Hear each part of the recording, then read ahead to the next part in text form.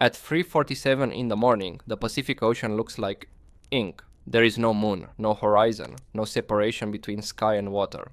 Just darkness, broken only by the harsh white deck lights of the USS Essex as an F-6F Hellcat comes screaming in from the void. Aviation machinist's mate second class. James Sweat watches from the edge of the flight deck. He has seen this approach hundreds of times. He already knows what it should look like. He also knows something is wrong. The Hellcat is fast, too fast. The landing signal officer is waving his paddles frantically, trying to bleed off speed. The carrier is pitching in heavy seas, still rising and falling beneath the aircraft. The Hellcat slams onto the deck. The tailhook snags an arresting wire. For a fraction of a second it looks like a successful landing. Then the cockpit flashes white. There is a concussive blast, a roar like a bomb going off inside a closed room. The aircraft lurches sideways, its landing gear collapsing. Burning fuel sprays across the deck.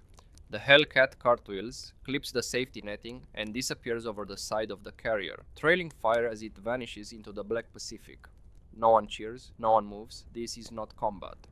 There were no Japanese fighters, no anti-aircraft fire, no torpedoes. This pilot died in the most dangerous place in naval aviation. Not the air, but the deck. It is the third pilot lost this week. By November 1943, the United States Navy is fighting an invisible enemy, one it does not yet understand. Since early October, aircraft carriers operating with Task Force 38 have lost at least 47 F-6F Hellcat pilots during carrier recoveries. Not in dogfights, not to enemy guns, but to sudden fuel tank explosions during landing. The numbers are alarming. The pattern is worse. Every incident occurs at the moment of arrestment, when the aircraft goes from roughly 90 knots to zero in less than 2 seconds. Every explosion happens after the hook catches the wire. And every pilot dies before he can unstrap. The Hellcat was never supposed to do this. When the Grumman F-6F entered service in January 1943, it represented the culmination of everything the Navy had learned from the first brutal year of the Pacific War. After Pearl Harbor, American pilots had faced Japanese aircraft that were lighter, more maneuverable, and deadly in experienced hands. The Navy needed a fighter that could not only win, but survive.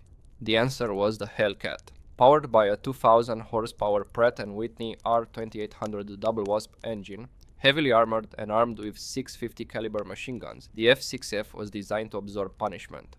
Its most important innovation was the self-sealing fuel tank. Layers of rubber and treated fabric would swell when punctured, sealing bullet holes automatically. What ignited Japanese Zero fighters would merely scar a Hellcat. Combat statistics proved it worked. By the summer of 1943, Hellcat pilots were achieving kill ratios as high as 19-1. Japanese carrier aviation was being systematically destroyed. The Navy ordered thousands more aircraft. Confidence in the Hellcat bordered on absolute. Then came night operations. Carrier landings had always been dangerous. Even in daylight, pilots described them as controlled crashes. A moving deck, crosswinds, limited room for error. But at night, the danger multiplied. In 1943, there were no optical landing systems, no modern glide slope indicators. Pilots relied on dim deck lights, radio calls, and the silhouette of a pitching ship. Night operations were essential. Japanese doctrine emphasized night attacks. Torpedo bombers and submarines operated under cover of darkness, slipping past defenses and striking carriers when they were most vulnerable. Without night fighters, American carriers were effectively blind after sunset. The first fatal explosion occurred on October 3, 1943. Lieutenant Robert Anderson made what witnesses described as a textbook night landing aboard the USS Lexington. His approach speed was correct. His descent angle was within limits. His hook caught the number 3 wire cleanly. The aircraft exploded instantly. The fire crew reached the wreckage in seconds. It was already too late. The official report cited pilot error. The next explosion happened 11 days later. October 14th, USS Bunker Hill. Ensign Charles Murphy. Same scenario, same result. Another report blamed excessive landing speed. On October 22nd, Lieutenant James Fleming died on the USS Enterprise. October 29th, 2 pilots were killed in one night, one on the Essex, one on the Yorktown.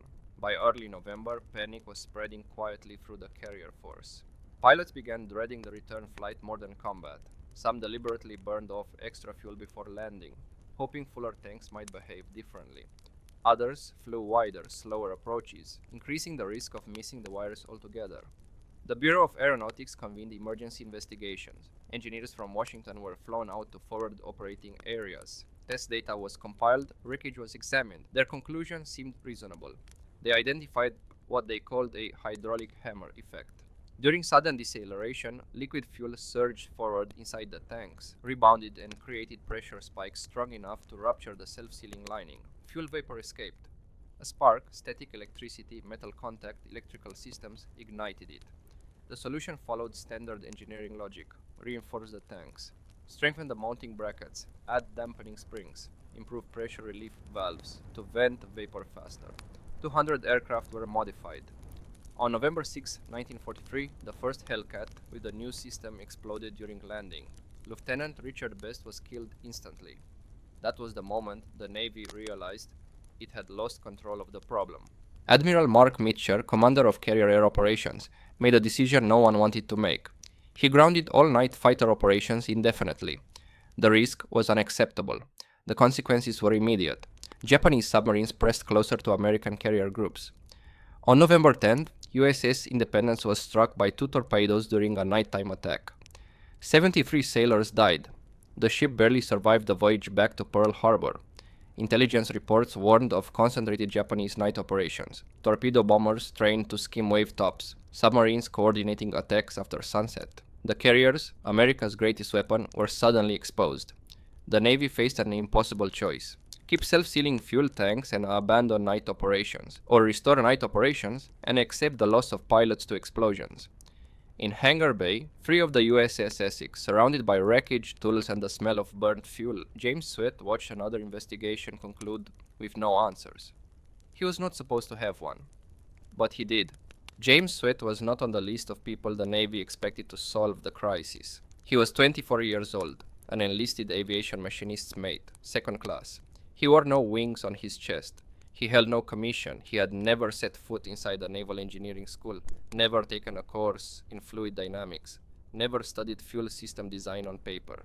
His education had ended before he turned 17, in a small farming town in Indiana, when his father died, and the responsibility for keeping a family alive fell on his shoulders.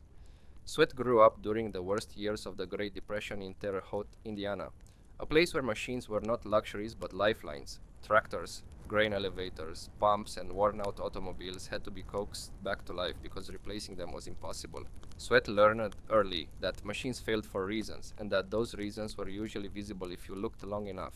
He learned how metal bent before it broke, how rubber aged and tore, how fluids behaved when forced where they did not want to go. He learned by necessity, not fury.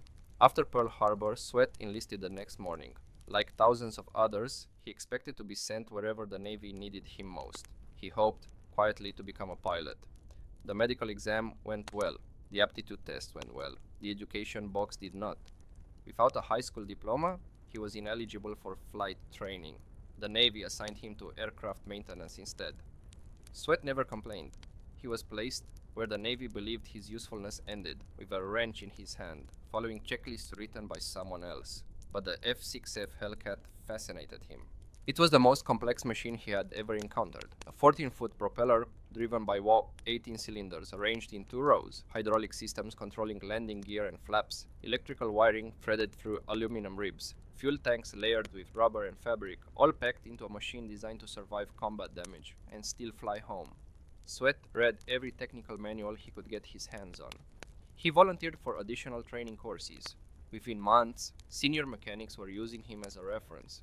By the end of his first year, he could strip and rebuild a Hellcat engine from memory. But what set him apart was not speed or skill. It was attention. When a component failed, Sweat did not just replace it. He examined how it failed. He compared it to previous failures. He remembered where cracks formed, where metal discolored, where rubber behaved differently than expected. He did not think in equations. He thought in patterns. As pilots continued to die during night landings, Sweat began quietly attending crash investigations whenever he was assigned to the detail. The official conclusions rarely changed. Excessive speed, improper approach, structural failure caused by deceleration forces. The reports satisfied the chain of command. They did not satisfy Sweat. On the night of November 12, 1943, another Hellcat exploded on landing aboard the E-6. Lieutenant William Edwards was killed before the aircraft came to a stop. Sweat was assigned to assist with the wreckage examination in Hangar Bay 3. The aircraft had been modified with all the Bureau of Aeronautics' latest fixes. Reinforced tank mounts, dampening springs, improved venting. Everything the engineers said should prevent another explosion. It hadn't. Sweat spent hours inside the gutted fuselage under portable lights. The smell of burnt fuel clung to everything.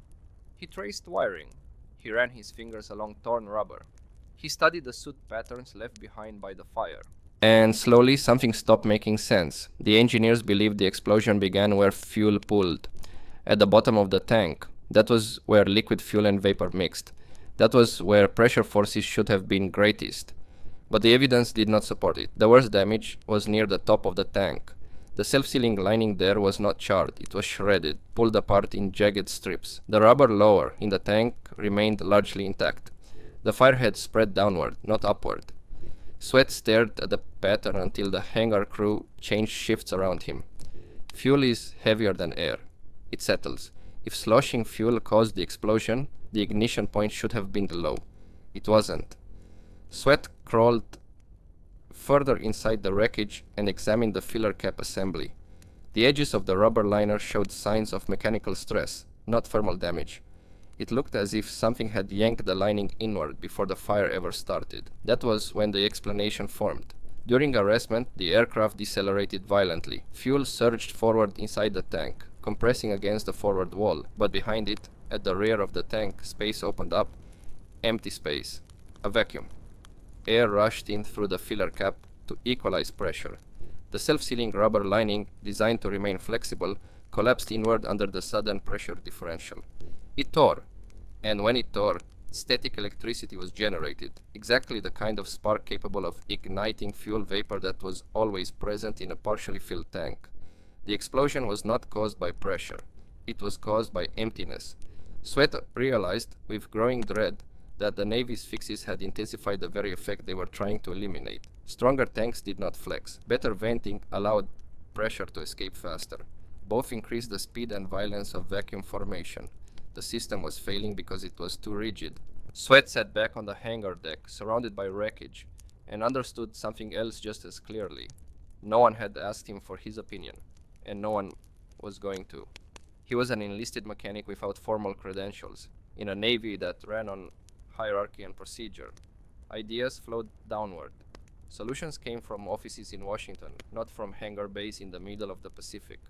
If Sweat brought his theory forward through official channels, it would be filtered, delayed, or dismissed outright. Meanwhile, pilots were still flying, and still dying. Sweat did not sleep that night. He replayed the evidence over and over in his mind. The torn rubber, the direction of the burn, the moment of deceleration. The solution, once seen, seemed almost embarrassingly simple. If the vacuum was the killer, then the vacuum had to be eliminated. The empty space inside the fuel tank had to disappear. By the early hours of November 13th, as the carrier steamed west through dark seas, James Sweat had made a decision that would either end his Navy career in disgrace or end the explosions for good. The idea that formed in James Sweat's mind was not elegant, it was not complex. It did not require new alloys, redesigned tanks, or months of testing in a laboratory.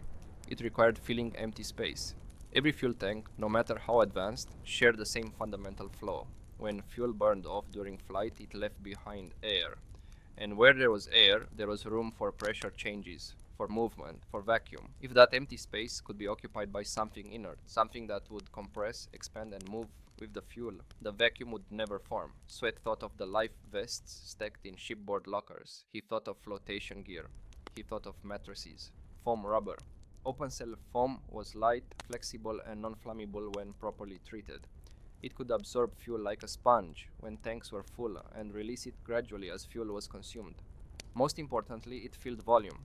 It eliminated voids. No voids meant no vacuum. No vacuum meant no tearing of the self-sealing liner. No tearing meant no static spark. The solution would add only a few pounds per tank. It would not reduce range in any meaningful way. It would not require structural changes. Installation could be done through existing access panels. From an engineering standpoint, it was almost insultingly simple. From a Navy standpoint, it was wildly illegal. At 0200 hours on November 13, 1943, Sweat found Chief Petty Officer Michael Torres in the maintenance office. Torres was a veteran, 15 years in naval aviation, a man who had seen aircraft evolve from fabric and wire to armored machines of war. He trusted Sweat's instincts, but he also understood the consequences of disobedience. Sweat laid out his theory quietly. The vacuum, the torn lining, the foam. Torres listened without interrupting. When Sweat finished, Torres did not dismiss the idea. He did something more dangerous. He believed it. They worked through the remaining darkness in a corner of Hangar Bay 3, away from curious eyes. Foam was scavenged from spare flotation materials and shipboard mattresses, cut into strips, soaked in fire retardant, and shaped by hand. Sweat removed the fuel tank access panels on a reserve F-6F, aircraft number 42, not scheduled for morning operations. They lined both fuel tanks completely. There were no calculations, no stress analyses, no test equipment, only experience and conviction. The entire modification took 40 minutes. By the time the panels were reinstalled, the flight deck above them was already coming alive. Engines were starting. Deck crews were moving aircraft into position for the morning cycle. Torres understood what came next. To prove the theory, the aircraft had to experience maximum deceleration. A full arrested landing, with partially empty tanks, the exact condition that had killed so many pilots. "We need a test pilot," Torres said. Sweat met his eyes. "I'll fly it." Torres protested. Sweat was not carrier qualified. He had never launched from a carrier. He had never trapped an arresting wire. Attempting it without authorization was grounds for court-martial. Stealing an aircraft in a combat zone could carry a sentence of 20 years at Leavenworth, or worse. Sweat did not argue. He simply stated the truth. "If it works, we save lives. If it doesn't, I am the only one who pays." Time ran out before Torres could stop him. In the chaos of morning operations, one more Hellcat taxiing into position did not raise alarms. Sweat climbed into the cockpit, his hands steady, but his pulse pounding. He ran the checklist from memory. Flaps set, mixture reach, propeller full forward, canopy locked. The catapult officer gave the signal. The launch was violent. The acceleration pinned Sweat to the seat as the Hellcat was hurled into open air. 3 seconds later, he was airborne, climbing away from the Essex, the carrier shrinking behind him. Sweat circled the task group for 10 minutes, deliberately burning fuel until the gauges read half full. His hands shook as he turned back toward the ship. He had crossed a line that could not be uncrossed. The landing signal officer picked him up visually. The paddles guided him down. Sweat adjusted throttle and pitch, fighting instinct, trusting training he had only observed, never practiced. The deck rose to meet him. The wheels hit hard. The hook caught the wire. The deceleration was brutal, 90 knots to 0 in under 2 seconds. Sweat felt the fuel surge forward inside the tanks. He braced for the flash, the hit, the roar. Nothing happened. No explosion, no fire. The Hellcat rolled to a stop, intact. Sweat sat frozen in the cockpit for several seconds, waiting for something he knew was not coming. When he finally climbed out, the deck crew stared at him in stunned silence. Then, the shouting began. Commander David McCampbell, the air group commander, stormed across the deck, his face red with fury. Unauthorized flight, stolen aircraft, violation of operational orders, endangerment of the entire carrier group. Sweat barely had time to speak before Captain Raoul Waller, commanding officer of the Essex, arrived. Waller did not shout. He asked one question. Why? Sweat told him everything. The vacuum, the foam, the test, the landing. Waller examined the aircraft himself. He ordered the engineering officer to inspect the tanks. He listened as Torres confirmed the story. 5 minutes later, Waller made a decision that would ripple across the Pacific War.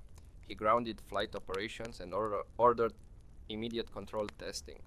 By nightfall, 6 Hellcats were modified with foam-lined fuel tanks. 6 others remained unchanged.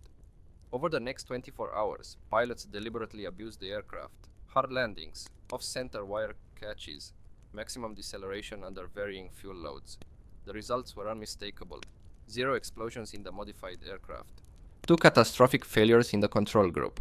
The evidence was too clear to ignore. James Sweat was placed under guard, not as a prisoner, but as a man the Navy suddenly needed very badly. The solution had been found. Now the war would test it. The results reached Pearl Harbor within hours. By the morning of November 14, 1943, Captain Raoul Waller's after-action report, marked urgent, was on the desk of Admiral John S. McCain Sr., commander of Task Force 38. McCain had spent his career in naval aviation. He had buried friends lost to technical failures no one could explain. He read the report twice, then ordered immediate verification. That afternoon, the USS Essex conducted the most aggressive carrier landing test attempted to date. 12 aircraft flew continuous cycles. Half carried the foam modification. Half did not. Pilots were instructed to make deliberately hard landings. Off-center wire catches, high sink rates, reduced visibility. Fuel loads varied from nearly full to critically low. The sea state worsened as the day progressed. Winds increased, the deck pitched. The modified aircraft landed again and again without incident. 2 of the unmodified Hellcats exploded. Rear Admiral Frederick C. Sherman, head of Carrier Aviation Development, flew out to the Essex personally. He interrogated pilots, inspected wreckage, reviewed telemetry, and finally summoned James Sweat. Sherman was blunt. "You're telling me 50 trained engineers missed this, and you didn't." Sweat did not argue. "I wasn't looking at fury, sir. I was looking at what burned and what didn't." Sherman asked the only question that mattered. "What does it cost us?" Sweat had already calculated the answer. 5 pounds per tank. No measurable performance loss. Installation time under an hour. Material cost less than $10 per aircraft. Sherman authorized immediate fleet-wide implementation. The only problem was supply. Foam rubber was scarce in the Pacific theater. Most of it was allocated to flotation gear and damage control equipment. There wasn't enough to retrofit even a fraction of the carrier air groups. Then someone suggested the obvious: mattresses. Every ship carried hundreds. They were stuffed with open-cell foam, suitable for modification if treated with fire retardant. Within 72 hours, sailors across the Pacific Fleet were cutting apart mattresses in hangar bays and workshops. Men slept on bare springs without complaint. Everyone knew someone who had burned alive in a cockpit. It became the fastest aircraft retrofit program in US naval history. By November 30th, 1943, more than 800 Hellcats had foam-lined fuel tanks. Admiral Mitchell lifted the night operations ban. The test came almost immediately. On December 4, 1943, Task Force 38 operated near the Gilbert Islands. Japanese reconnaissance aircraft located the carrier shortly before sunset. At 20:30 hours, radar contacts appeared. 12 Mitsubishi G4M Betty torpedo bombers, approaching at a wave-top height. 4 Hellcats launched into total darkness. The pilots flew without navigation lights, guided only by radar vectors and voice commands. Among them was Lieutenant Commander Edward Butch O'Hare, already a legend in naval aviation. At 0247 hours, O'Hare sighted the first bomber. He attacked at close range. The Betty exploded and vanished into the sea. The formation disintegrated. 3 more Japanese aircraft were destroyed. During the engagement, O'Hare's Hellcat took hits in the port wing and fuel tank. Fuel streamed briefly, then stopped as the self-sealing liner swelled shut. O'Hare turned for home, low on fuel, the carrier pitching heavily in rough seas. He landed hard. Before November, that landing would have killed him. Instead, he climbed out uninjured. Word spread quickly. By January 1944, night fighter-equipped carrier groups were shooting down Japanese aircraft with 0 losses to fuel tank explosions. Japanese intelligence reports captured later in the war described American carrier aircraft as unusually resistant to mechanical failure and capable of sustained night operations without degradation. The strategic impact was profound. American carriers no longer withdrew after sunset. They maintained position near enemy-held islands. Submarine attacks declined sharply. Japanese torpedo bombers abandoned night tactics altogether. By February 1944, foam-lined fuel tanks became standard on all Navy carrier aircraft, not only Hellcats, but F-4U Corsairs, TBF Avengers, and SB-2C Helldivers. The modification spread to land-based bombers and transport aircraft. Between November 1943 and August 1945, the Navy estimated that foam-lined tanks prevented approximately 394 catastrophic explosions. 394 pilots came home who would not have otherwise. James Sweat did not appear in press releases. The Navy classified the modification. Credit was distributed broadly and quietly. Sweat was promoted to Chief Petty Officer in January 1944 and kept where he was most useful, maintaining aircraft, training mechanics, solving problems without drawing attention. After the war, he returned to Indiana. He opened a small auto repair shop, married his high school sweetheart, raised 4 children. He never spoke about what he had done. His family did not know until a Navy historian tracked him down in 1991. The technology Sweat pioneered never disappeared. Modern military aircraft use foam, baffling to suppress explosions. Commercial airliners incorporate similar systems. The Federal Aviation Administration mandates fuel tank explosion prevention measures derived from the same principle. Even Formula One race cars use foam-filled tanks to prevent catastrophic fires. In 1993, nearly 50 years late, the Navy awarded James Sweat the Legion of Merit. At the ceremony in the Pentagon, a reporter asked how it felt to finally be recognized. Sweat answered simply, "I just made sure they could come home." James Sweat died in 2009 at the age of 90. His obituary mentioned his Navy service in passing.